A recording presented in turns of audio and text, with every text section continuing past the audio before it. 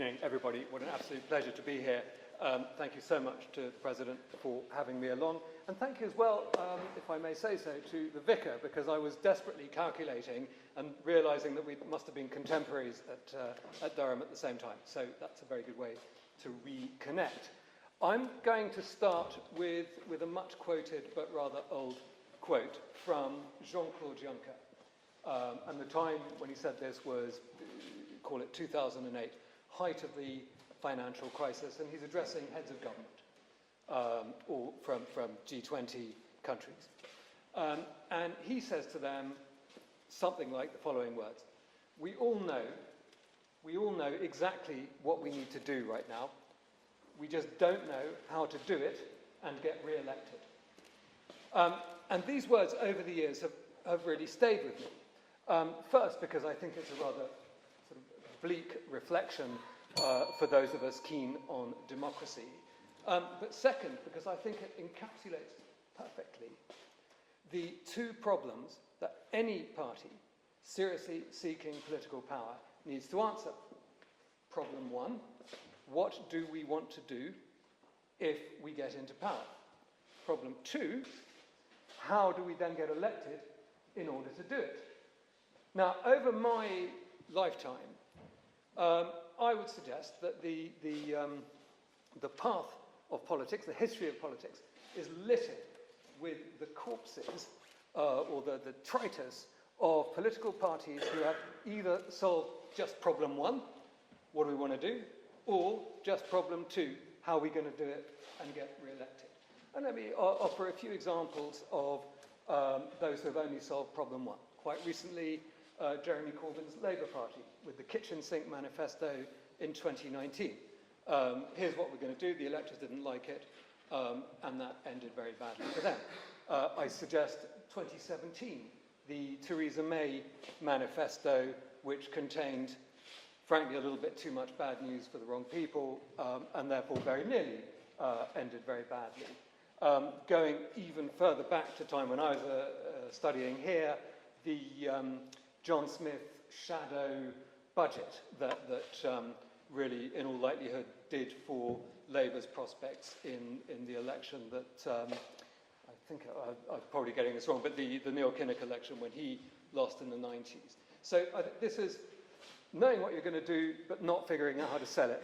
It's a bad idea. But the other problem, knowing how you're going to sell yourself, but not knowing what you want to do, is absolutely reprehensible and even worse, in my opinion. And I think what we're seeing now with this government is a very good example of that.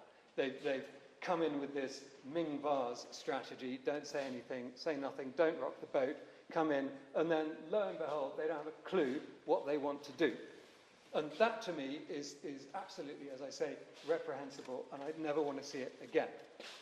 And that brings me to the subject of the debate tonight. Will Reform UK usurp the Conservatives? For me, this is a problem two kind of a question. This is something to worry about in 4 years' time when we're having an election. Right now, political parties need to be solving problem one. And I take the point. Parties need to become more serious about this. Solve problem one. What does that actually look like? There are some pretty fundamental questions that I think political parties need to be putting to themselves. What are, as a nation, the threats, the strategic threats and opportunities facing us? What are our comparative strengths and weaknesses?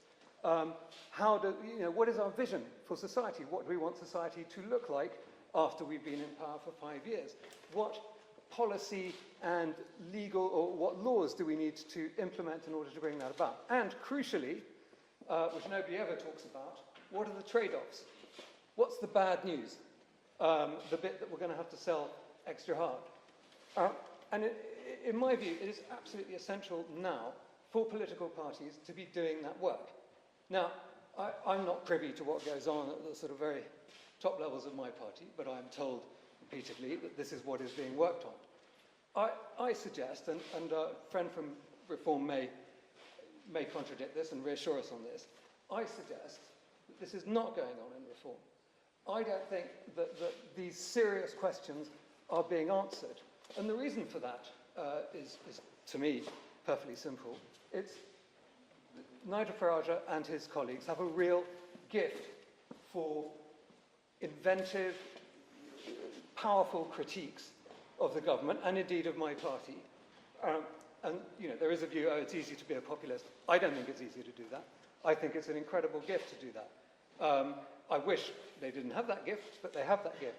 But I think actually they're focusing very much on these powerful critiques, but not on deciding, hey, what are we going to do if and when we get into power? And I really think let's between us decide for the last bloody time, we don't want anybody coming into power who has not made a serious attempt to answer those problem one questions. What are we going to do? And then, let's have an election based on the battle of ideas in the electoral marketplace and see who wins.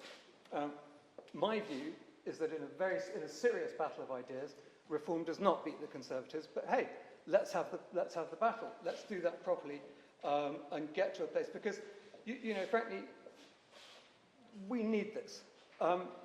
We simply cannot carry on as a nation drifting towards spending too much money until we don't have any money left, allowing too many people to come into the country.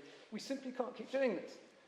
We need a party of government next that has really figured these things out and has a coherent plan to address these issues.